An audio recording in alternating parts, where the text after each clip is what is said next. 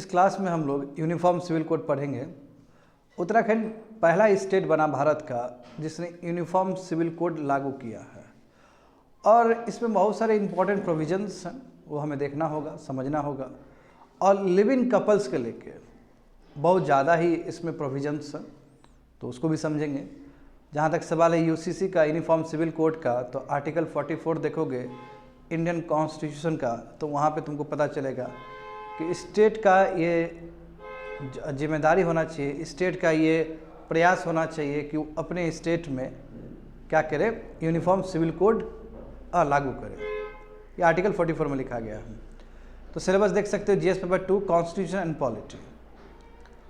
यहाँ पे देखो उत्तराखंड भारत का पहला राज्य बना जहाँ पे यूनिफॉर्म सिविल कोड इम्प्लीमेंट हुआ है। तो तुम्हारा काउंटर ये होना चाहिए कि गोवा भी तो है, गोवा पहले से ही विरासत है। आज़ाद हिंदुस्तान में कोई एक नया फर्स्ट स्टेट है जो कि यूनिफॉर्म सिविल कोड बनाया है। जैसे गोवा देखोगे तो गोवा तो बहुत पहले से ही चल रहा है, उसका वो तो हेरिटेज है उसका। तो उत्तराखंड के चीफ मिनिस्टर ने ऑफिशियली रोल आउट कर दिया यूनिफॉर्म सिविल कोड सभी रेसिडेंट्स के लिए, बट एक्सेप्शनल है, दो चीज़ एक्सेप्शनल है। शेड्यूल ट्राइब्स के ऊपर ये लागू नहीं होगा यूनिफॉर्म सिविल कोड, और वो नेटिव्स जो कि स्टेट छोड़ के दूसरी जगह सेटल हो गए उसके लिए भी लागू नहीं होगा। नेटिव्स हुआ migrated out of the state, यानी कि शेड्यूल ट्राइब्स के लिए लागू नहीं होगा, और जो नेटिव्स है उत्तराखंड के लोग जो है दूसरी जगह जाकर बस गए उसके लिए लागू नहीं होने जा रहा है। और इस हिसाब से देखोगे उत्तराखंड पहला भारत का स्टेट बना जिसने यूनिफॉर्म सिविल कोड को आफ्टर इंडिपेंडेंस लागू किया है। अच्छा, इसमें क्या होगा, चूँकि UCC covered the uniform civil code का मतलब क्या हुआ कि अब जो भी सिविल केसेस है, जो सिविल प्रैक्टिसेस है, वो भी यूनिफॉर्म होना चाहिए। अच्छा, हमारे भारत में जो क्रिमिनल बैकग्राउंड का जो भी चीज़ है, क्रिमिनल केसेस है, वो तो यूनिफॉर्मली डील किया जाता है। बट यूसीसी यदि लागू हो तो जो जितने भी सिविल मैटर्स हो उसमें भी यूनिफॉर्मिटी आएगा। तो कहने का मतलब क्या हुआ कि जो मुस्लिम पर्सनल लॉ का बहुत सारा जो चीज़ है related to marriage and divorce like हलाला, इद्दत, तलाक, ये सब बैन हो जाएगा स्टेट में, उत्तराखंड स्टेट में। समझ गए ना। और इसमें ये भी बात है कि महिलाओं को भी इक्वल राइट्स मिलेगा in terms of property, in terms of inheritance. तो जो भी अपने फादर का जो प्रॉपर्टी है महिलाओं को भी मिलेगा। एट द सेम टाइम जो भी एसेट्स है फादर का, मदर का, वो सब महिलाओं को भी जाएगा। तो ये इम्पॉर्टेंट चेंज। अच्छा, इसमें हम लोग देखेंगे some important features of Uttarakhand uniform civil code. तो इसमें जो इम्पॉर्टेंट जो फीचर्स है उसको समझने का प्रयास करेंगे और देखेंगे क्या क्या प्रोविजन सब हैं। अच्छा, इसमें तीनों के लिए, मैरिज के लिए हो, चाहे डाइवर्स के लिए हो, चाहे लिविंग रिलेशंस के लिए हो, it is a necessary that कि ऑनलाइन रजिस्ट्रेशन करना ज़रूरी हो। यानी कि ऑनलाइन रजिस्ट्रेशन चाहिए मैरिज के लिए भी, डाइवर्स के लिए भी और लिविंग रिलेशन के लिए भी। तो लिविंग रिलेशन जानते हो बहुत ही कॉम्प्लेक्स चीज़ है ना। और रिसेंट टाइम में जिस हिसाब से लिविंग रिलेशनशिप बढ़ रहा है इंडिया में, तो ये कहीं ना कहीं एक हमारे जो सोशल फैब्रिक है उसके वैल्यूज़ के अगेंस्ट भी है। तो इसलिए यूनिफॉर्म सिविल कोड में ये चीज़ को रखा गया कि लिविंग रिलेशन भी ऐसा नहीं कि लिविंग रिलेशन में रहो कोई दिक्कत नहीं है, but at the same time register करना पड़ेगा आपको। उसके लिए देखो एक गवर्नमेंट पोर्टल बनाया गया फॉर दिस पर्पस, यानी कि गवर्नमेंट पोर्टल में जाके रजिस्टर किया जा सकता है यदि मैरिज हुआ है या फिर डाइवोर्स हुआ या फिर लिविंग रिलेशन में कोई बॉयज़ और गर्ल्स साथ रहना चाहता है, तो बिल्कुल ये गवर्नमेंट पोर्टल में जाके रजिस्टर कर सकता है। हाँ, people can access records, register complaints and also upload their will on the portal. इस पोर्टल में अपना विल भी छोड़ सकता है, विल भी अपलोड कर सकता है। विल का मतलब क्या है, दस्तावेज। हमें यदि कुछ हो गया तो मेरा जायदाद किसको मिलना चाहिए, ये सब चीज़ भी तुम्हारा इसी पोर्टल में जाके वो रख सकता है, गवर्नमेंट के इसी पोर्टल में जाके अपना सौंप सकता है। और ये जो ऑनलाइन पोर्टल होगा वो आधार बेस्ड वेरिफिकेशन होगा, यानी कि आधार कार्ड से वो लिंक होगा फॉर वेरिफिकेशन पर्पस। अच्छा, इसमें खास चीज़ है, देखो 3, 4, 5 पढ़ोगे ना नंबर, इसमें ये बोला है कि जिसका शादी मार्च 26, 2010 के बाद हुआ है, तो उसके लिए 6 महीना का वक्त दिया गया कि 6 मंथ तक आप क्या करो, रजिस्टर कर लो अपना। जिसका शादी 26 मार्च 2010 के बाद हुआ है, समझे ना। जैसे मान लो कि 2015 में हुआ हो, 2016 में हुआ हो, या 17 में हुआ हो, या 2025 में भी हुआ हो, लागू होने से पहले सुनिए, लागू तो होगा एक फिक्स डेडलाइन 2025 का, एक फिक्स डेडलाइन से लागू होगा। उससे पहले यदि शादी हुआ है मार्च 26, 2010 के बाद यदि शादी हुआ तो 6 महीना के अंदर रजिस्टर करना होगा उसी गवर्नमेंट पोर्टल में। समझ गए। हाँ, यदि मैरिज ये यूनिफॉर्म सिविल कोड लागू होने के बाद हुआ है तो फिर 60 दिन के अंदर रजिस्टर करना होगा। बात समझ गए ना। तो 2 क्लॉज है ना यहाँ पे, यदि शादी मार्च 26, 2010 के बाद हुआ हो तो आप 6 महीना का ब्रैकेट है, आप 6 महीना के अंदर कभी भी जाकर रजिस्टर कर सकते हैं। बट यदि शादी ये यूनिफॉर्म सिविल कोड लागू होने के बाद हुआ है, जैसे मान लो कि अभी हो रहा है, अभी तुम्हारा मान लो कि फरवरी 2025 में हो रहा है, तो 60 दिन के अंदर 2 मंथ के अंदर उसको रजिस्टर करना होगा पोर्टल में जाके। समझ गए ना। यहाँ पे देखो, अच्छा लिविंग रिलेशन से खास देखो, इसमें ये बोला गया कि यदि कोई लिविंग रिलेशन में रहना चाहता है बिफोर या आफ्टर, यानी कि यूसीसी लागू होने से पहले या यूसीसी लागू होने के बाद, तो ये जिम्मेदारी है कि 1 मंथ के अंदर, ये जैसे यूनिफॉर्म सिविल कोड लागू हो गया तो 30 डेज के अंदर उसको रजिस्टर करना होगा। या तो दोनों ही पार्टनर कर सकता है या फिर 1 पार्टनर रजिस्टर।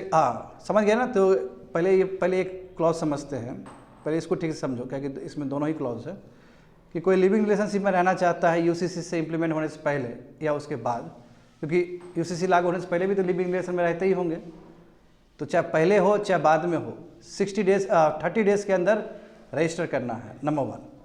दूसरा क्या है, 1 और both partners can and the living relation online और ऑफलाइन। या तो एक पार्टनर या दोनों ही पार्टनर क्या कर सकता है, अपने लिविंग रिलेशनशिप को ख़त्म भी कर सकता है। यदि एक पार्टनर ने अप्लाई किया तो जो रजिस्ट्रार होगा, जानते हो ना, सब रजिस्ट्रार होता है, इसका भी एक प्रोसेस होता है, हायरार्की होता है।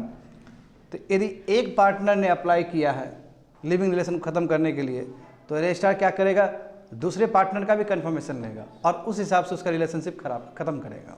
समझ गए ना। हाँ, यदि मान लो कि लिविंग रिलेशन टाइम में यदि मान लो कि महिला प्रेग्नेंट हो गई, तो सरकार को कम से कम 30 दिन के अंदर 30 डेज के अंदर इन्फॉर्म करना है।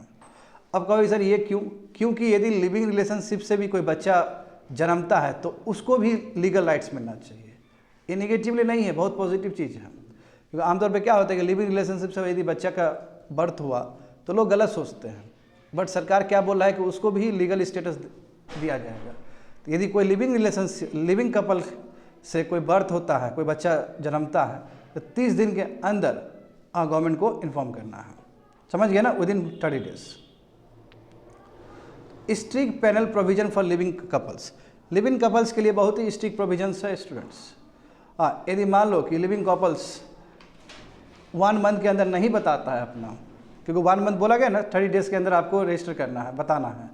यदि लिविंग रिलेशन में रह रहे हैं कपल, यदि वो 30 डेज के अंदर नहीं बताते हैं तो उसको 3 मंथ का जेल हो सकता है या फाइन हो सकता है 10,000 तक, या फिर दोनों ही हो सकता है।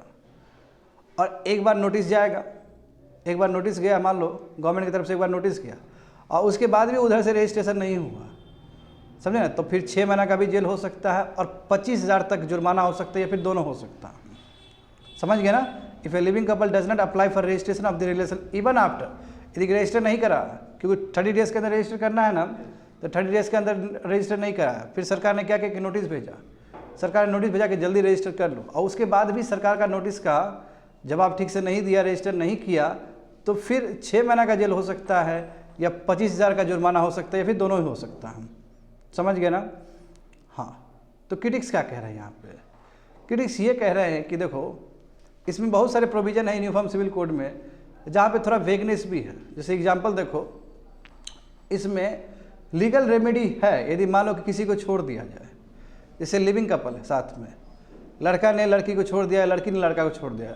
मोस्टली क्या होता है कि लड़का थोड़ा डोमिनेटिंग होता है, वो कमाता वगैरह सब है, तो इसमें लीगल रेमेडी है मेंटेनेंस के लिए। यदि डेजेटेशन हो जाए तो, डेजेशन मतलब क्या, छोड़ दिया जाए तो, मगर डेजेशन वर्ड वो अनडिफाइंड है। डेजेशन का मतलब क्या होता है, क्योंकि लिविंग कपल में डेजेशन का मीनिंग बहुत मुश्किल है पता करना, क्योंकि लिविंग कपल्स क्या है, लिविंग कपल्स का क्या है कि दोनों ही कमा रहा है, तभी तो लिविंग में रह रहा है। लिविंग जो कॉन्सेप्ट है बहुत ही डिफरेंट है as compare to normal concept. Living में क्या होता है, लड़का लड़की दोनों कमाता है। तो यहाँ बोला जाए कि यदि डेजेशन हो, यदि लड़का छोड़ देता है लड़की को, तो उस केस में लीगल रेमेडी होगा मेंटेनेंस के लिए। मगर सबसे बड़ा बात है डेजेशन का मतलब क्या होता है, क्योंकि लिविंग कपल में डेजेशन का मतलब वो नहीं होगा जो कि नॉर्मली होता है। नॉर्मली क्या है कि यदि मान लो कि लड़का कमा रहा है, लड़की नहीं कमा रहा है, तो लड़का का जिम्मेदारी है छोड़ने के बाद भी उसको मेंटेन करना। मगर लिविंग कपल में ये डाइजेशन वर्ड उस तरह फिक्स नहीं बैठेगा, तो यहाँ पे एक वेगनेस से डाइजेशन वर्ड को ये रिमाइंड अभी भी अनडिफाइंड है। दूसरी बात ये है कि यदि मान लो कि लिविंग कपल्स साथ में एक पार्टनर ने अप्लाई किया, दोनों पार्टनर अप्लाई किया और किसी तरह टूट गया, तो टूटने के बाद, रिश्ता टूटने के बाद मेंटेनेंस कॉस्ट क्या होगा, वो भी नहीं दिया गया ठीक से। यानी कि मान लो कि रिलेशन टर्मिनेट हो गया, तो उस केस में क्या जो गर्ल्स है उसको कंपनसेशन मिलेगा कि नहीं मिलेगा? क्योंकि नॉर्मली हम लोग क्या देखते हैं, जब डाइवर्स होता है तो लड़की को मिलता है ना बहुत सारा चीज़, सब जायज़ मिलता है। तो ऐसा भी तो केस हो सकता है कि लिविंग रिलेशन में रह रहे थे, लड़का ही कमा रहा था, लड़की नहीं कमा रहा था। अब लड़की यदि चली गई, टर्मिनेट हो गया रिलेशन, तो लड़की को भी तो मेंटेनेंस कॉस्ट चाहिए ना जी, तो उसके लिए भी ठीक नहीं, यहाँ प्रोविज़न नहीं है। There is no provision for maintenance upon termination, समझे? When a living relation is terminated without cause और scope for contestation, a woman may be left with no legal recourse despite needing continue support. उसको चाहिए support, उसके बावजूद भी उसको provision नहीं मिला वैसा।